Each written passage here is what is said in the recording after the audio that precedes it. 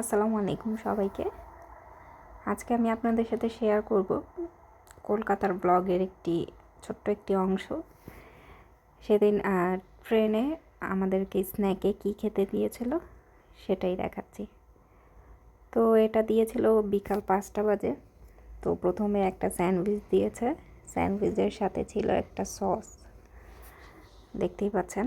এবং স্যান্ডউইচটা দেখেই মনে হচ্ছিল যে খুবই ফ্রেশ আছে, তাই টেস্ট করে দেখলাম যে আসলেই কতটা মজা।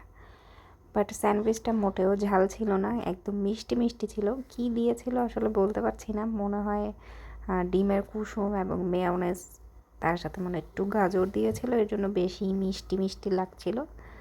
বাট খেতে অত খারাপ লাগছিল না, মোটামুটি খাওয়াই যায়। তো এই যে এই স্যান্ডউইচটা খাওয়া শেষ করছি, এখন দেখব এর পরেরটায় আসলে কি দিয়েছে। তো এটা এই যে আচ্ছা, আমাদের এখানে যেহেতু আমরা পুরি বলি, ওরা কচুরি বলে বা কচুরি যেটাই বলে না কেন। তো এটা একটা কিউট একটা মিনি বক্সে দেখেন লাড্ডু ছিল, ওদের লাড্ডুগুলো কিন্তু খুবই মজার হয়। তার সাথে একটা ক্রাঞ্চি দিয়েছিল, এটা হচ্ছে চিড়া ভাজা। তার সাথে এই প্যাকেটে ছিল দুধ, চিনি এবং চা পাতা, যেহেতু ওরা দেখেন হট গরম পানিও দিয়েছিল, যদি চা কফি যেটাই আপনার খেতে মন চায় সেটাই আপনি খেতে পারবেন। তো এখানে এই যে কচুরিটা খেয়ে দেখছি কচুরিটা কেমন। মোটামুটি টেস্ট ভালোই, মুগ ডাল দিয়ে করা, তো মজাই, খারাপ না। তার সাথে একটু সস দিয়ে খাচ্ছিলাম, যে সস দিয়ে তো আসলে ভালো লাগবে না, তাই খেয়ে নিলাম।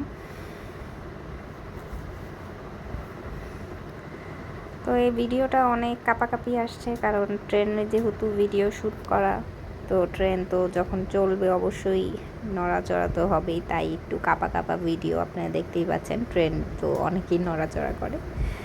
তো এই যে কচুরিটা খাওয়া শেষ করে এখন একটা টিস্যুও দিয়ে দেয় ওরাই, সব কিছু একসাথেই দিয়ে দেয়।